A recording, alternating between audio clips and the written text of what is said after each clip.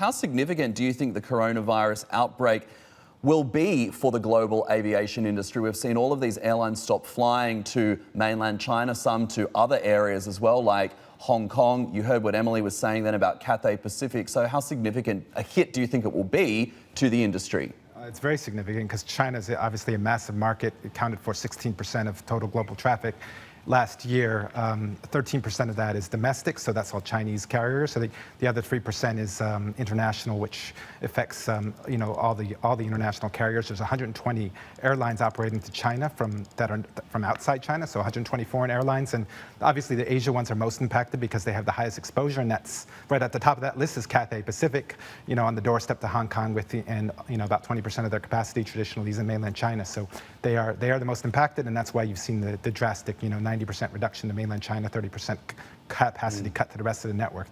And of course, this comes on the heels of the situation the second half of last year, following the protests in Hong Kong. They were already impacted, so timing couldn't be worse for Cathay Pacific. Yeah, we're just hearing as well from Japan Airlines saying that it is going to reduce the number of flights between China and, of course, that country between the 6th of February and February 17th due to the coronavirus. Can we quantify, do you think, the impact yet on the aviation sector? It's hard to quantify because we don't know how long this will last. Historically, these situations have recovered very rapidly after a few months, and we don't know how quickly this virus will become under control and these airlines will resume services. Most of the suspensions so far are through the end of March, so we're talking about a 2-month period where we're scaling back to a skeleton operation. Many airlines are suspending entirely to China. Others are suspending 80-90%. So that's a major cut. Basically, the first half of this year is wiped out in terms of profits for Asian airlines, and then we can only hope that in the second half that will be a quick recovery, and that like in the situation with SARS in 2003, that it would just be a few months and then we'll be back to normal. Okay, Emily's got a question for you in Hong Kong. Come in, Ems. Thanks a lot, Matt. Brendan, this is Emily here.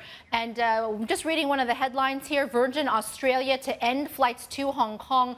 It was not that long ago, less than 2 years ago, that Matt had taken the Virgin flight, the inaugural flight to Hong Kong from Sydney, on that to talk about this new route that they're flying. Do you think there are any particular airlines, because of this virus outbreak that we are seeing now, that are at risk potentially financially, that may even have to go out of business as a result of this latest shock?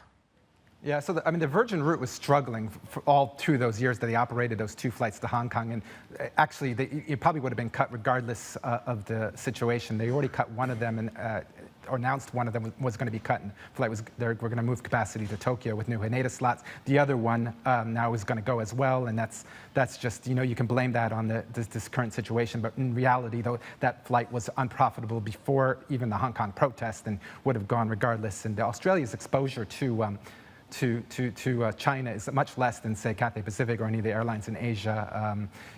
Yes, there's a lot of visitors, tourists to Australia, about 1.3 million per year, Chinese visitors to Australia, but that compares to 10 million, say, in Japan, or 11 million in Thailand. So you look at some of these markets in Asia, and they're much more impacted. And in terms of airlines that are weak, when this type of situation happens, and you're going to talk about losses in the first half of the year for most of the major airline groups in Asia, then the situation becomes, you look at balance sheets and overall strength. Cathay is obviously very strong, but there's another airline in Hong Kong called Hong Kong Airlines that's been very weak.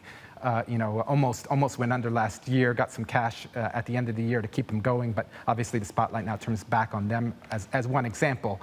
There's other airlines, of course, throughout Asia, smaller airlines that have maybe less, cash built up compared to, say, a Cathay or Singapore Airlines, which always are vulnerable in these kinds of situations.